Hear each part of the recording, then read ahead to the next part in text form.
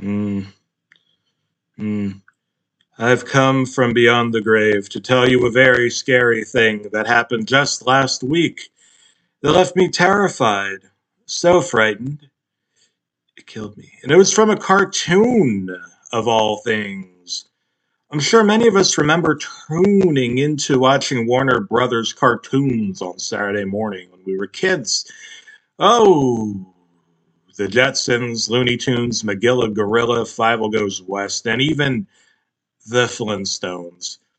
Well, those were some good childhood memories, but after what I just witnessed, I cannot look at the Flintstones or Hanna-Barbera the same way ever again. I know you might not believe me, but trust me when I say that I warn you of a great danger, little stranger. It was on a Saturday that I decided to check my mailbox for anything new as I was on my morning jog. To my surprise, there wasn't just a junk mail in there, but a mysterious package with no labeling upon it. It was just a brown envelope with the words, "The Flintstones, Dino dies," in all caps scribbled on it, black pen. But below it was much smaller text. It was initials that read D.J, all caps. Where could this package have come from? The set of Full House? And if so, why was it sent to me? As an avid Flintstones fan, I knew that Dino Dies wasn't the name of any existing episode, so I was interested in figuring out what could be inside of my package. When I cut it open, inside was a VHS tape. That's how I knew that this thing was pretty old. The tape was completely blank, but what was this? There appeared to be dark red stains covering the sides of it. Was this ketchup? Blood? I got my VHS player from my basement, and although it was old, I still got it to work. With a feeling of slight hesitation, I slipped the tape in, and after a few moments of silence, the video began to play. Sure enough, the episode started with the classic intro we all remember as lads, but as the singers continued to sing, the footage skipped a few frames here and there, and the audio began to become slightly distorted. If you thought it was just to censor out the "you'll have a gay old time" part, no, it was throughout the thing. I hit my VHS player a few times to get it to stop, and it worked. With no trouble, the episode began, and to my dismay, it displayed the words "Dino dies" at the title of the episode. The episode opened with Barney Rubble reading a newspaper while at the dinner table as Betty spoke to him about being there for Fred during an upcoming funeral. I was surprised they decided to start the episode like this. As Barney spoke, I could see that he was smoking the biggest faggot, that means cigar, that I'd ever laid my eyes upon, both in real life and fiction, as it practically pointed across the table. The fattest puff stick, the most devious doobie. I was shocked, frizzled and unkempt. The screen flashed forward to a new scene where everyone sat around all sad and frowning at the funeral service, especially Fred, who looked quite miserable. It then panned over to show Dino in a Dino-shaped coffin about to be lowered into the ground. The funeral speaker walked up to the podium and said his opening remarks.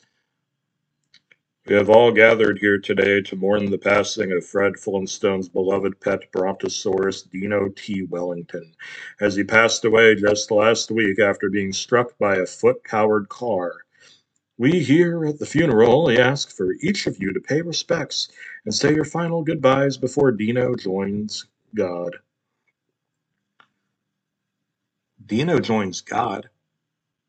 What a shitload of fuck. Dinosaurs don't go to heaven. Dinosaurs didn't even exist. As more and more people of Bedrock walked up to the coffin and touched it, Fred was the last one to go up. To my surprise, he just stood there with a blank expression on his face. The music that was playing cut off and Fred stopped moving. I even heard weeping sounds that I thought came from outside, but they were from the tape itself. It sounded like Fred was crying, and it was only getting so louder and louder. His cries bellowed through my speakers, but the tape still wouldn't play. I thought it was a glitch, so I banged on my tape player some more until something scary happened. Fred turned his head towards me, and his eyes were glowing blood red. It startled me so bad I went, "Yelp," and jumped 2 feet in the air as if it was a real-life Hanna-Barbera cartoon. For all I know, maybe it was.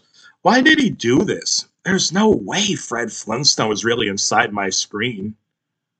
Right? Strangely, the rest of the episode was quite, shall we say, dark. As in, all the color vanished from the footage, and it became like that of a noir style with black and white. It was certainly giving me the creeps after what happened. What was going to happen next? I thought, but I would quickly learn to regret even thinking that question. If I had known how bad things would have gotten, I would have shut off the tape right then and there and threw it in a river and warned people never to watch the Flintstones ever again. It cut to Barney tossing and turning in bed as if he was having a horrible nightmare.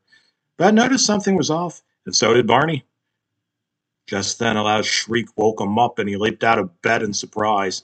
He noticed Betty wasn't there with him in bed like usual, and he walked downstairs to look for her. It was a dark night, so he had to hold a candle with him to investigate the noise that seemed to come from Fred's house. I could barely anticipate the horror I would witness. Barney stepped outside as the sky was as dark as a black pot kettle, with coal and thunder rumbling. He shuffled up to the front door of Fred's house and looked at the sign hanging on the wood.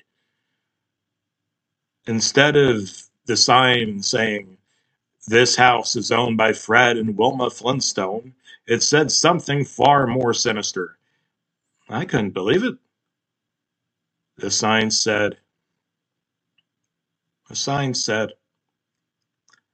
the sign said, "This house is owned by Dread," all caps, and "Kilma Grimstone," all caps. But nothing could prepare me for when Barney Rubble opened the door. Holding the candle ahead of him, light shed in on the room and showed a morbidly frightening sight. At the dinner table, Fred Flintstone and Wilma, no, the monsters that they became, with scraggly hair and sharp fangs and red beady eyes, were eating Betty. She'd been cooked and cut up and was being served on plates. Wilma, no, Kilma, was dipping Betty's hand in sauce, and Dread Grimstone was gnawing on Betty's severed head, her eyes dangling out the sockets, his teeth sharp and jagged, biting her exposed skull. "Fred, what are you doing? That's my wife," Barney yelled. "She tastes pretty good, eh, Bon? Ha ha ha ha ha ha ha ha." Fred spoke in a demonic voice. "She's even tastier than Fruity Pebbles." Did Fred? Did. Wait a minute. Did Dread Grimstone eat Pebbles? I didn't want to think about it anymore. The sight was so gross and disturbing I became sick and puked in my giant stinky bucket. I looked up back at the screen just as Barney had already ran out of the house screaming in terror. He dropped his candle and went to hide behind a rock. It was very dark and I could barely see him, but just then some little gay isn't happy like the intro green alien poofed into the scene. I forget his name, so excuse me because I haven't watched the show for a long time. Just like me, the little alien could tell Barney was in distress. "What seems to be the matter, Earthling?" it said. Barney was in shambles and stuttering so much. He tried to get the words out. My friend Fred is in there. In his house, he became a cannibal. He ate Betty, and oh my god, he might eat everyone else in the city if I don't stop him. But I have the slightest idea of what to do. Him and Wilma are scary." "Now pipe down, you Cro-Magnon meekling. I've got just the thing that'll make your Fred head for the hills and never bother you or anyone else ever again." The hills have your eyes. In a spark of light, the alien presented a Pedersoli double-barrel flintlock shotgun in front of Barney. "I don't know what this is, sir," Barney said, pointing to it. "It's a gun. It has 4 bullets in it and can be used to blow people away," the happy green alien person said as it demonstrated the rifle's firepower by firing one of the bullets already. With that, Barney was confident enough to take the gun and go back to where he came from as his alien friend disappeared in a puff of smoke. Barney walked back to Fred's house and this time snuck in through the back door, if you know what I mean, to catch him by surprise. He peered around a corner as the walls were glowing slightly from the flickering flames coming from the kitchen area. It was there that he saw such a horrific sight. Brian, shit, what the fuck? I mean, Barney. Oh, so Dredd and Kilma Grimstone were making a spit roast with Mr. Stanstone as the meal. He was tied to the rope and was already dead from the burns all over his body. I couldn't believe this. How could Fred let this happen to his own boss? Was this an act of revenge? Guess he got his just desserts, huh, Dredd? Kilma said before cackling like an evil bitch witch with her snake tongue flailing around in her stupid fucking cave woman mouth.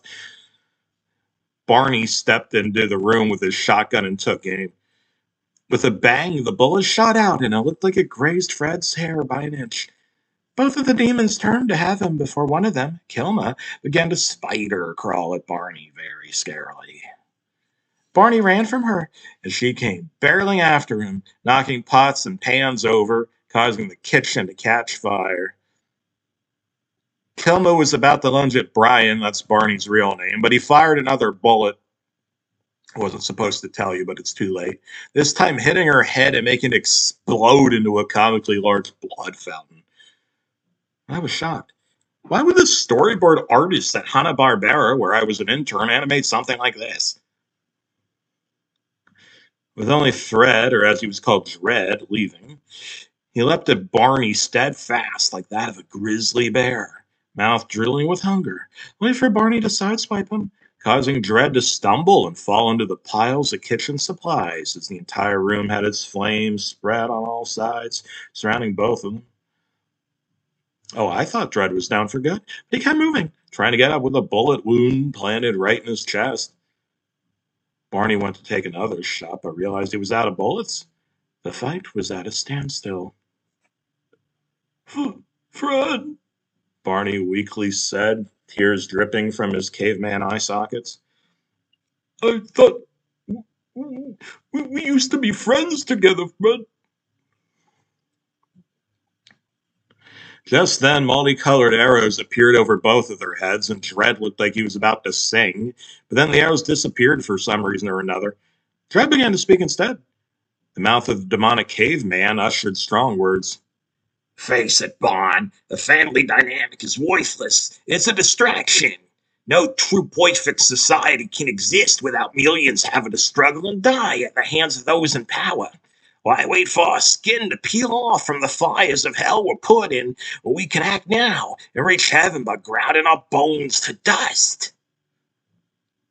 Fred, that's crazy talk, Brian yelled. I don't know what's gotten over you, but I'm putting a stop to it. Not joining, eh? Fine then. Not like it'll matter.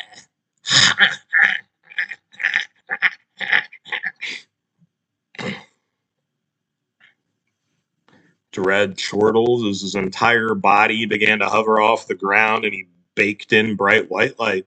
The rocky roof of the household began to crack and split apart, the pieces hovering in midair through telepathic means. Oh, I couldn't believe my eyes. I was shocked, frightened, confused, frizzled and unkempt. Dredd Grimstone's entire body morphed into the shape of a massive meteorite that hung precariously in the sky. The worst of all is it had his face on it. It looked just like the evil moon from The Legend of Zelda Majora's Mask, but with Dredd Grimstone's awful toothy grin on it. Witness your yabba-dabba destruction!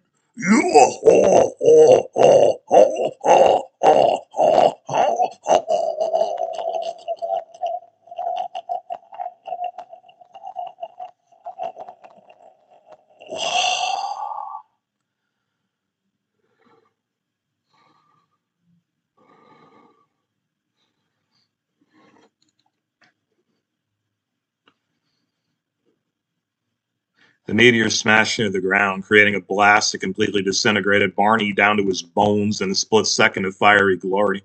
The screen was consumed in a bright, blinding white light, and my TV speakers shook with a loud rumble.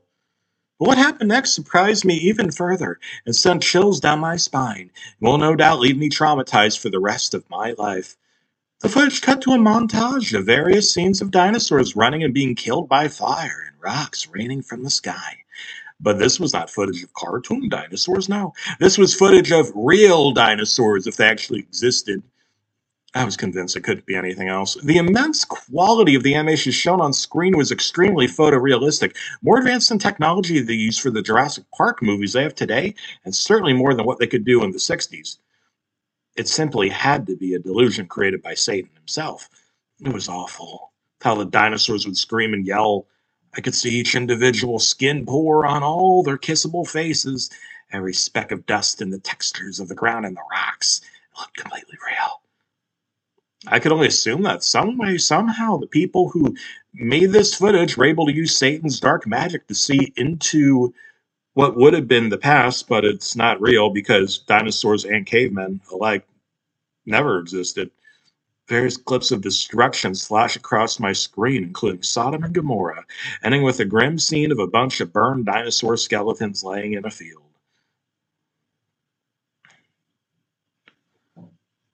When I thought the worst was over, the ending screen showed up, and let me tell you, that was when I truly knew this was one effed up tone.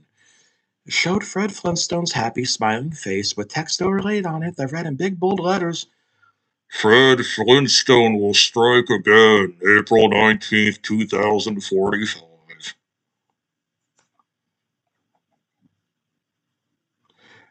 This made me scream. I ran around the house and did backflips in my living room. It wasn't April 1st, so it couldn't have been an April Fool's joke. Trying to gain my composure, I snapped myself out of my manic phase and had to process what I just witnessed. Was this tune trying to warn me Fred Flintstone was the bringer of death, destroyer of worlds? Would he come to destroy us all? I couldn't even imagine it. Even now, I still doubt myself. I sat there in disbelief, trying to think of what to do next. Do I think of how to prepare for doomsday? Should I run outside and screen a message to warn people? So I thought back to what I just watched, playing the clips over and over in my mind. Remember that every Flintstones character showed up at the funeral the day Dino died. But I realized all but one character wasn't featured or alluded to in this haunting episode. George Jetson? No. Where was Bam Bam? I thought. Just then, the front door to my house was broken off of its hinges with a loud crash. It was Bam Bam. He was real, and he was 5 feet tall. That titanic toddler swung at me with his big rocky club that I dodged flawlessly. He ran past me and went directly to what he clearly wanted, my TV. Bam Bam opened his mouth and a loud booming sound came out. He spoke in tones that shook the whole house. He used his club to lay waste to my TV, smashing it to bits and squishing it further into the dresser it was on, or smashing that too. My whole setup, including my VHS player, was reduced to Barney Rebel. I was shocked. Shortly after Bam Bam escaped my house by breaking through the window, I considered calling the police to tell them exactly what happened. But they never believed me, so instead I just told them someone broke into my house and ran off. They never investigated. I don't think. However, I think you, my dear, will be able to believe my story. Earlier today, I was trying to recover any parts of the VHS tape that got smashed, was able to restore one single frame from the footage. But I must warn you, for as well, this is proof of what did happen. It may be the scariest thing you'll ever witness. I've spent sleepless nights thinking of what I saw. If I don't convince somebody what happened was real, I might just go insane.